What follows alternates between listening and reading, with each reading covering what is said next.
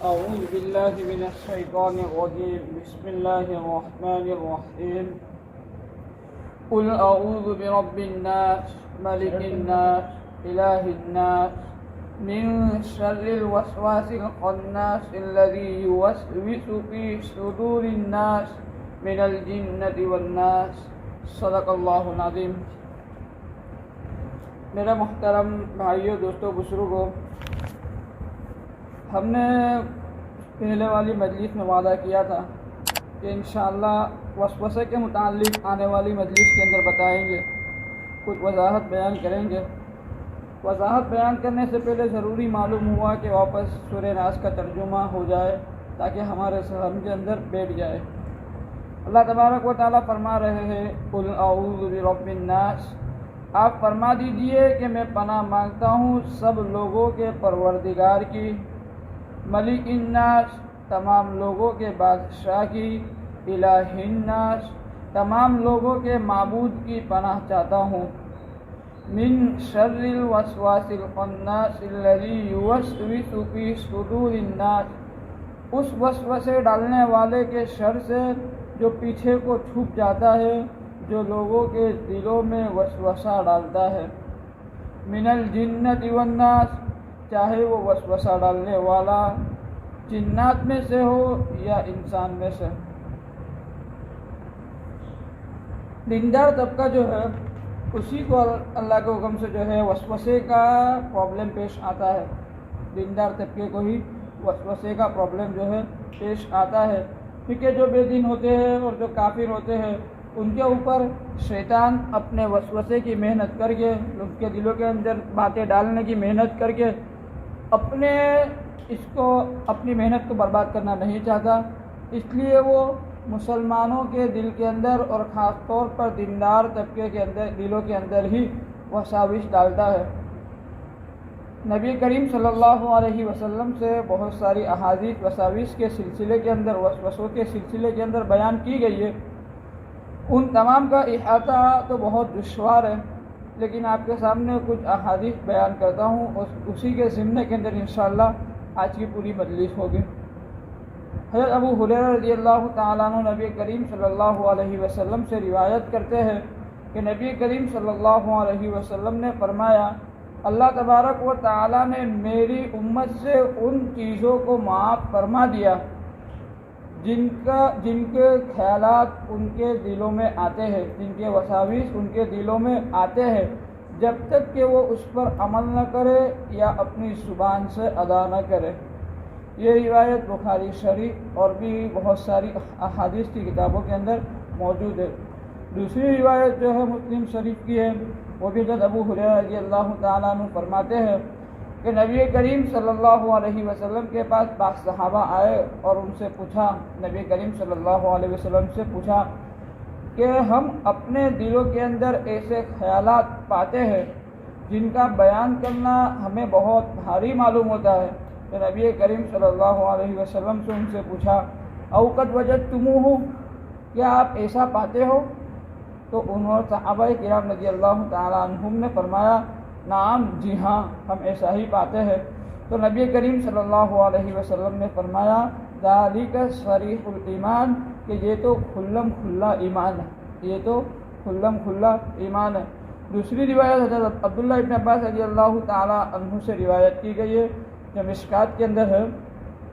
وہ فرماتے ہیں کہ ایک شخص آیا نبی کریم صلی اللہ علیہ وسلم کے پاس اور اس نے پوچھا کہ میں اپنے دل میں باتیں کرتا ہوں، مجھے جل کر کوئلہ بن جانا تو پسند ہے اس بات سے کہ میں ان باتوں کو جو میں اپنے دل سے کرتا ہوں ان باتوں کو میں اپنی زبان سے لاؤں، زبان پر لاؤں. تو نبی کریم صلی اللہ علیہ وسلم نے فرمایا، تمام تعریف اس اللہ کے لیے ہے جس نے اس کا معاملہ وسوسے تک ہی محدود رکھا، یعنی وسوسے تک ہی اس کو ختم کر دیا، وسوسے تک ہی اس کو روکے رکھا. تو یہ 3 احادیث ہے جو نبی کریم صلی اللہ علیہ وسلم سے منقول ہے، اور بھی بہت ساری احادیث جو ہے نبی کریم صلی اللہ علیہ وسلم سے منقول ہے. یہاں پر یہ بات دھیان میں رکھنے کی ہے کہ بھئی شیطان جو ہے دیندار طبقے کے دلوں کے اندر ہی زیادہ وساوس کو ڈالتا ہے اور وسوسے کی مختلف قسمیں ہیں، بہت ساری قسمیں وسوسے کی ہے، ان کو بھی بیان کرنا ہے اور ساتھ ساتھ اس کا علاج کیا ہے اس کو بھی بیان کرنا ہے۔ سب سے پہلے جو وسوسہ ہے وہ ایمانیات کے متعلق آتا ہے۔ کس کے متعلق؟ ایمانیات کے متعلق۔ ہم نے مدرسوں کے اندر پڑھا آمنت باللہ و ملائکتہ و کتبہ و رسولہ والیوم الآخر والقدر خیرہ و شرہ من اللہ تعالی والبعث بعد الموت۔ یہ کیا ایمان مفصل ہے کا ترجمہ ہم سب کو معلوم ہے کہ میں ایمان لے گیا اللہ پر اور فرشتوں پر اور کتابوں پر اور رسولوں پر اور آخرت کے دن پر، اور تمام اچھی اور بری تقدیر اللہ ہی کی طرف سے ہے، والبعث بعد الموت، اور دوبارہ اٹھائے جانے پر۔ تو یہ کیا ہے؟ ایمان کے الفاظ ہے۔ یہ اس کے متعلق کچھ بھی شک و شبہ ہوگا، اس کے متعلق جو بھی وساوس آئیں گے وہ تمام کے تمام وساوس جو ہے شیطان کی طرف سے ہوتے ہیں۔ ایمانیات کیا ہے بھائی؟ آمنت باللہ، اللہ تبارک و تعالیٰ کے اوپر ایمان لانا کیا ہے؟ اللہ تبارک و تعالیٰ کی ذات کو ماننا، اللہ تبارک و تعالیٰ موجود ہے۔ دنیا کے اندر بہت سے ایسے لوگ ہیں جو اللہ تبارک و تعالیٰ کی ذات ہی کا انکار کرتے ہیں کہ دنیا کو پیدا کرنے والا کوئی نہیں ہے، دنیا اپنے آپ بنی ہے۔ ایسے بہت سے لوگ ہیں۔ تو انکار کرنے والوں نے بہت سی چیزوں کا انکار کیا ہے، یہاں تک صرف موت کا انکار کرنے سے لوگ بچے ہیں، باقی اس کے علاوہ ہر چیز کا انکار کیا گیا ہے۔ اور اس بات کا بھی ایمان رکھنا کہ اللہ تبارک و تعالیٰ کے صفاتی نام جو ہے، اللہ تبارک و تعالیٰ کے صفاتی نام جو ہے جو 99 بیان کیے جاتے ہیں اور بھی ہے، تو ان تمام صفات کو اللہ تبارک و تعالیٰ کے اندر جاننا اور اللہ تبارک و تعالیٰ کے ساتھ ان صفات کے اندر کسی کو شریک نہ کرنا، یعنی سننے والا اللہ تبارک و تعالیٰ، دیکھنے والا اللہ تبارک و تعالیٰ، پیدا کرنے والا اللہ تبارک و تعالیٰ۔ تو پیدا کرنے کی صفت اللہ تبارک و تعالیٰ کے علاوہ کسی کے اندر نہیں، پیدا کرنے کی صفت اللہ تبارک و تعالیٰ کے علاوہ کسی کے اندر نہیں ہے۔ دنیا کے اندر جو کچھ ہو رہا ہے وہ بن رہا ہے، پیدا نہیں کیا گیا۔ پیدا کس کو کہتے ہیں؟ پیدا کرنا، عدم سے وجود دینا، عدم سے کچھ نہ تھا اور سب کچھ ہو گیا، کچھ نہ تھا اور سب کچھ ہو گیا۔ دنیا میں جو کچھ بھی نئی چیزیں ایجاد ہوتی ہے تو وہ بہت ساری چیزوں سے مل کر بنتی ہے، پیدا نہیں ہوتی ہے۔ اس کو پیدا کرنے والا تو کون ہے؟ اللہ تبارک و تعالیٰ ہے۔ تو اس بات کا یقین کرنا۔ اب اس کے متعلق جتنے بھی وساوس آئیں گے پیدا کرنے کے متعلق، یا ہم پیدا کرنے کے معاملے کے اندر اللہ تبارک و تعالیٰ کے ساتھ کسی کو شریک ٹھہرا دیں، تو یہ ایمان کے متعلق وسوسہ ہے۔ دوسرا ہے الحکم للہ، کہ حاکمیت اللہ تبارک و تعالیٰ کی، حاکمیت اللہ تبارک و تعالیٰ یہ حاکم ہے، قانون بنانے کی قدرت اور قانون بنانے کا حق صرف اور صرف اللہ تبارک و تعالیٰ کا ہے۔ قانون بنانے کا حق کسی اور کو حاصل نہیں ہے کہ کوئی اپنی طرف سے کسی چیز کو حلال قرار کر دے یا اپنی طرف سے کسی چیز کو حرام قرار دے۔ اگر کوئی شخص اس چیز کا دعویٰ کرتا ہے کہ بھئی یہ چیز جائز یا یہ چیز ناجائز، یہ چیز حلال یا یہ چیز حرام، تو یہ اپنی ذات کو اللہ تبارک و تعالیٰ کے ساتھ شریک ٹھہرانے والا ہے۔ اور جو شخص اس کے اوپر یہ ایمان رکھتا ہے کہ بھئی یہ شخص جس چیز کو حلال کہہ دے وہ حلال، یہ شخص جس چیز کو حرام کہہ دے وہ حرام، تو یہ بھی اس کے اوپر، اس شخص کے اوپر ایمان لانے والا ہے کہ بھئی یہ اللہ تبارک و تعالیٰ کے ساتھ قانون بنانے کے حق کے اندر شامل ہے، اللہ تبارک و تعالیٰ کے ساتھ شریک کرنا ہوا۔ دنیا کے اندر جو ہے قانون بنائے جاتے ہیں، اگر قرآن کریم کو سامنے رکھتے ہوئے، احادیث مبارکہ کو سامنے رکھتے ہوئے قانون بنائے گئے تو وہ اللہ تبارک و تعالیٰ کا قانون ہے۔ لیکن اگر اپنی مرضی سے یا اپنے حساب سے یا لوگوں کی اکثریت سے قانون بنانا ہے تو یہ اللہ تبارک و تعالیٰ کی ذات کے ساتھ شریک کرنا ہے۔ تو ان سب کے متعلق بھی آدمی کے دل کے اندر وساوس آتے ہیں، شیطان وسوسے ڈالتا ہے۔ دوسرا ہے ملائکہ و ملائکتہ، اور اللہ تبارک و تعالیٰ نے فرشتوں کو جو ہے نور سے پیدا کیا۔ کیا بھائی؟ نور سے پیدا کیا، اس بات کا یقین رکھنا ہے۔ اور اللہ تبارک و تعالیٰ کی یہ کبھی بھی نافرمانی نہیں کرتے۔ اللہ تبارک و تعالیٰ نے جس کام کا ان کو حکم دے دیا اس کام کے اندر لگے ہوئے ہیں، اور کبھی بھی اللہ تبارک و تعالیٰ کی نافرمانی نہیں کرتے۔ اللہ تبارک و تعالیٰ نے دنیا کے نظام کے اندر ان کی ڈیوٹی لگا دی ہے کہ آپ کے ذمے یہ کام، آپ کے ذمے یہ کام، وہ اپنی ڈیوٹی کے اوپر لگے ہوئے ہیں. یہ اللہ تبارک و تعالیٰ کا اسٹاف ہے.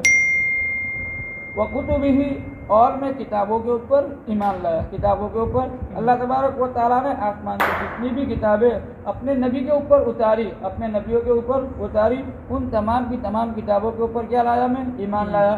جیسے بھائی تورات حضرت موسیٰ علیہ السلام پر، زبور حضرت داؤد علیہ السلام پر، انجیل حضرت عیسیٰ علیہ السلام پر، اور قرآن مجید نبی کریم صلی اللہ علیہ وسلم پر.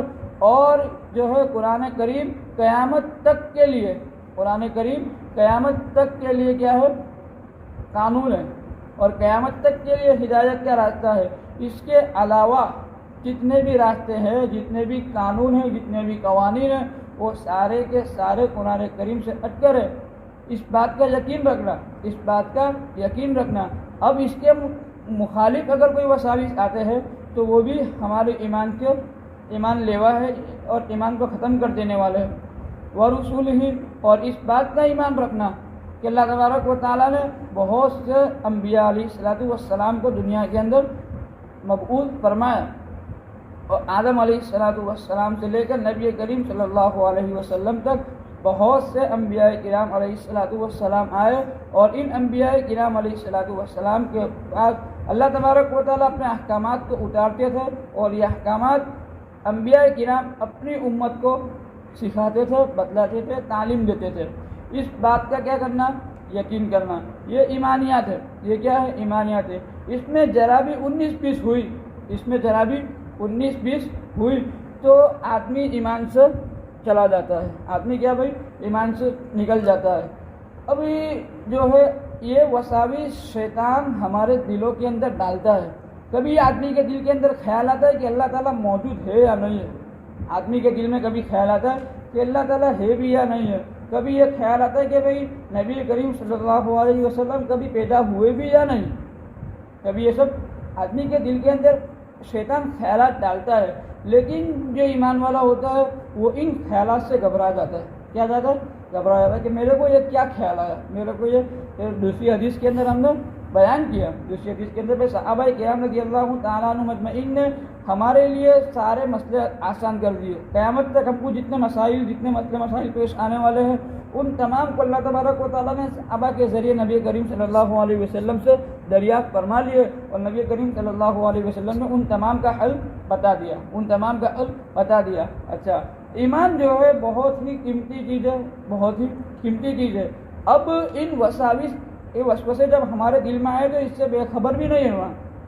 اکثر ہوتا ایسا ہے کہ بھئی آج کا جو ماحول ہے، اور جو اکثر مضمون نگارے لکھنے والے اخبارات کے اندر جو لکھتے ہیں، کتابیں جو لکھتے ہیں غیر قوم کے اندر سے کیا جو اخبارات کے اندر مضمون لکھتے ہیں اور ٹی وی کے اوپر آ کر یا چینلوں کے ذریعے یا سوشل میڈیا کے ذریعے اپنے خیالات کا اظہار کرتے ہیں غیر لوگ، تو اس کے اندر اکثر وہ جو ہے میڈیا جو ہے اکثر ایسی باتوں کو بیان کرتا ہے جو مسلمان کے ایمان کے اندر خلل انداز ہو اور عقائد کو کمزور کر دینے والی ہو، عقائد کو کمزور کر دینے والی ہو اور مسلمان کو ایمان سے خالی کر دینے والی ہو، بلکہ اس کے دل سے ایمان کو چھین لینے والی ہو. تو جو ہے ایمان جو ہے ہمارا بہت ہی قیمتی سرمایہ ہے، بہت ہی قیمتی سرمایہ ہے. تو ہمیں جو ہے کسی بھی طریقے، اگر ہم صرف خبر تک محدود ہے، صرف خبر تک، اگر سوشل میڈیا کا استعمال ہم صرف خبر دیکھنے کے لیے کر رہے تو ٹھیک ہے، تھوڑا بہت چل جائے گا، لیکن کچھ بھی اسلام کے متعلق بات وہ غیر قوم سے سننا تو یہ ہمارے ایمان کو خطرے میں ڈالنے والی چیز ہے. یا بھائی ہمارے ایمان کو خطرے میں ڈالنے والی چیز ہے. بہت سارے میڈیا کی چینل ہے جو ہے آج کل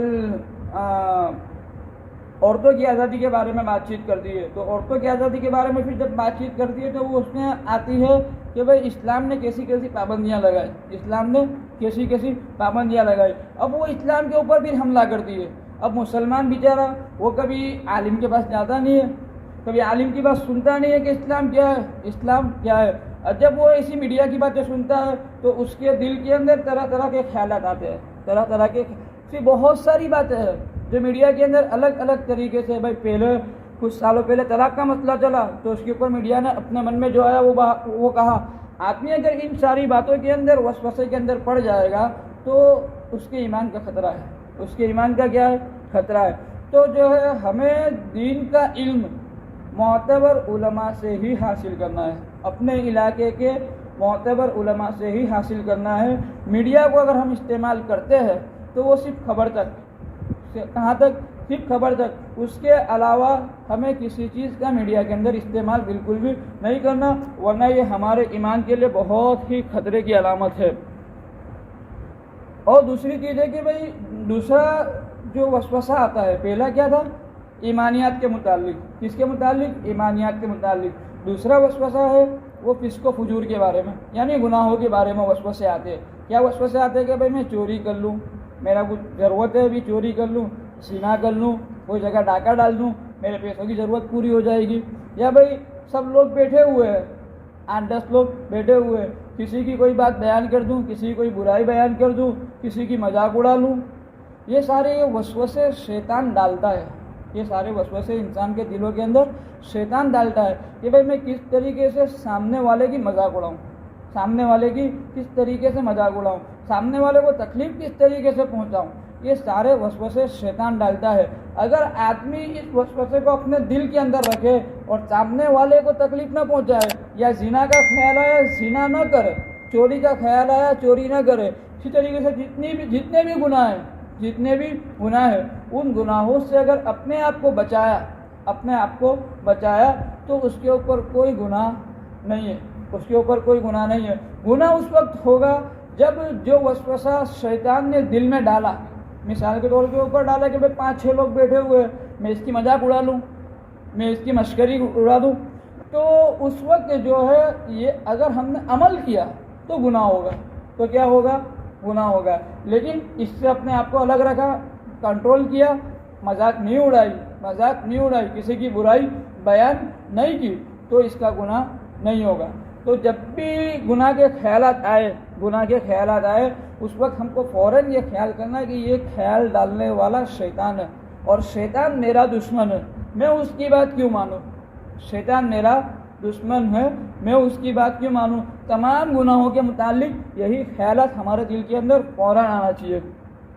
اچھا، اور وسوسے کی تیسری قسم جو ہے وہ یہ ہے بے موقع وسوسہ. جیسے کہ بھئی آدمی نے نماز کے اندر کھڑا ہوا اور اللہ اکبر کہا، اب چلا گیا دکان کے اوپر، چلا گیا کاروبار میں، چلا گیا اپنی فیکٹری کے اوپر، اور طرح طرح کے خیالات اس کے دل کے اندر آنے لگے. اب یہ خیالات کا لانا، خیالات تو گناہ والے نہیں ہیں. خیالات تو کیا ہے؟ گناہ والے نہیں ہیں. کہ بھئی کاروبار کے متعلق سوچنا یہ گناہ تو نہیں ہے، اپنی عورت کے ساتھ باتیں کرنا گناہ نہیں ہے. لیکن آدمی کے دل کے اندر یہ خیالات نماز کے اندر آ رہے، کہاں آ رہے؟ نماز کے اندر آ رہے. تو یہ بے موقع وسوسہ ہے، بے موقع سوچنا ہے. تو یہ بھی شیطان کی طرف سے آتے ہیں. یہ بھی کہاں سے آتے ہیں؟ شیطان کی طرف سے آتے ہیں.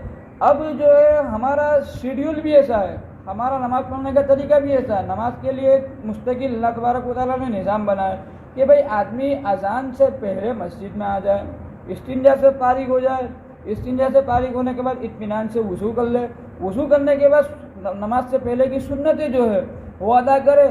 اس طریقے سے آدمی اگر نماز پڑھے گا تو اس کی نماز کے اندر کچھ نہ کچھ درجے کے اندر دھیان لگے گا. لیکن ہمارا ہوتا کیا ہے کہ بھئی اذان ہوئی جاتے آرام سے، تھوڑی دیر بعد، ابھی اذان ہوئی تھوڑی دیر بعد جاتے، پھر آئے تو بھئی امام صاحب نے اللہ اکبر کہہ دیا، جلدی پیشاب کا تقاضا ہے، پیشاب کرنے گئے. اب پیشاب میں بھی کیا ہے کہ بھئی پیشاب کا جو قطرہ، استنجا تو مستحب سنت ہے، لیکن استبرا یعنی پیشاب کے قطرے بالکل باہر ہو جائے، ایک بھی قطرہ اندر نہ رہے، تو اس طریقے سے صاف صفائی کرنا تو واجب ہے. اس طریقے سے صاف صفائی کرنا کیا ہے؟ واجب ہے. اب نماز کی فکر ہے اس کو کہ جلدی سے نماز میں جڑ جاؤں، آدمی جلدی جاتا ہے، استنجا کرتا ہے، پیشاب کے قطرے اندر رہ گئے اور آدمی فٹافٹ باہر آ جاتا ہے. کیا آ جاتا ہے؟ باہر آ جاتا ہے. اب باہر آنے کے بعد کہ پیشاب کے قطرے باہر آتے ہیں اور کپڑے ناپاک، اس کے بعد جلدی وضو کرتا ہے، اور وضو کے اندر بھی کیا پانی زائد جاتا ہے. پانی کیا ہے؟ بہت زیادہ جاتا ہے. مسجد کا پانی ہے تو زیادہ پانی ہم نے استعمال کر لیا تو یہ حرام ہے. یہ کیا ہے؟ حرام ہے. گھر کا پانی ہے، زیادہ پانی استعمال کر لیا تو یہ کیا ہے؟ مکروہ ہے. یہ کیا ہے؟ مکروہ تحریمی ہے. اب آدمی اس طریقے سے نماز پڑھنے آئے گا، اب نماز پڑھے گا تو کیسے اس کا دل لگے گا؟ اس کا دل کیسے لگے گا؟ پاسبل ہی نہیں ہے کہ اس کا دل لگے. تو آدمی کے دل کے اندر باہر کی باتیں آتی رہتی ہے، باہر کے خیالات نماز کے اندر چلتے رہتے ہیں اور یہ وسوسے آتے رہتے ہیں. اس کے لیے ہمیں کیا کرنا ہے بھائی؟ نماز کے لیے ہم سب سے پہلے یہ دھیان لگائے کہ بھائی میرے کو نماز پڑھ رہا ہوں، میں نے یہ ترجمہ سنا ہے تو اس کے اوپر میں دھیان لگاؤں، میں اس کے اوپر کیا کروں؟ دھیان لگاؤں. اور جو ہے دھیان لگائے نماز کے اندر کیا کرے؟ دھیان لگائے. اب شیطان اتنا تو آسانی سے جانے نہیں دے گا، اتنی آسانی سے جانے نہیں دے گا. پہلی مرتبہ اللہ اکبر کہا، الحمدللہ رب العالمین پڑھا، وہاں تک دھیان رہا، وہاں تک کیا رہا؟ دھیان رہا. اور الرحمن الرحیم کے اندر دھیان گیا. اب یہ دھیان جو ہے بھائی آئے گا ہی نہیں واپس. پوری نماز کے اندر بہت کوشش کرنی پڑتی ہے، بہت محنت کرنی پڑتی ہے. من جد وجد، کہ بھئی جو کوشش کرے گا، محنت کرے گا، وہ پائے گا.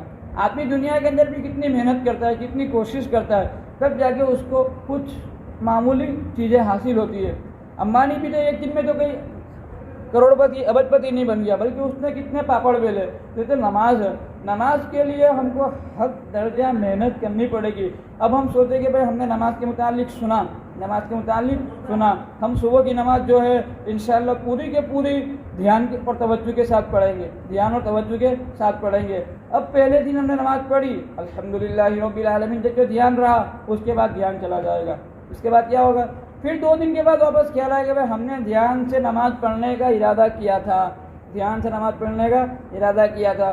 تو واپس اپنے آپ کو دھیان سے نماز پڑھنے کا عادی بنائے اور پہلے دن جو ہے الحمدللہ رب العالمین تک دھیان لگا رہا. تو کوشش کرے کہ کم از کم الرحمن الرحیم تک میرا دھیان نماز کے اندر لگا رہے، نماز کے اندر کیا ہو؟ لگا رہے. اس سے کم سے کم درجے کے اندر اتنی کوشش، اتنی محنت ہماری طرف سے ہوگی تو اللہ کی ذات سے امید ہے کہ ہماری نماز قبولیت والی ہو جائے گی. لیکن ہم محنت ہی نہ کریں، کوشش ہی نہ کریں، کیا بھائی ہم محنت ہی نہ کریں نماز کے پیچھے اور کوشش ہی نہ کریں کہ ہماری نماز صحیح ہو، ہماری نماز دھیان والی ہو اور ہمارے دل کے اندر وسوسے نہ آئے، تو یہ پاسبل نہیں ہے. یہ کیا ہے؟ پاسبل نہیں ہے. اس کے لیے ہمیں مستقل محنت کرنی ہوگی نماز کے اوپر کہ ہماری نماز جو ہے وسوسے سے بالکل پاک اور صاف ہو جائے. تو انشاءاللہ ہماری نماز بھی صحابہ والی نماز ہو جائے گی، ہماری نماز بھی صحابہ والی نماز ہو جائے گی. اللہ تبارک و تعالیٰ جو مجھے اور آپ کو، ہم تمام کو کہنے سننے سے زیادہ عمل کی توفیق عطا فرمائے. سبحان اللہ و بحمدہ، سبحانک اللہم و بحمدک، ونشہد ان لا الہ الا انت، نستغفرک و نتوب الیک. سبحان ربک رب العزة عما یصفون وسلام علی المرسلین والحمد للہ.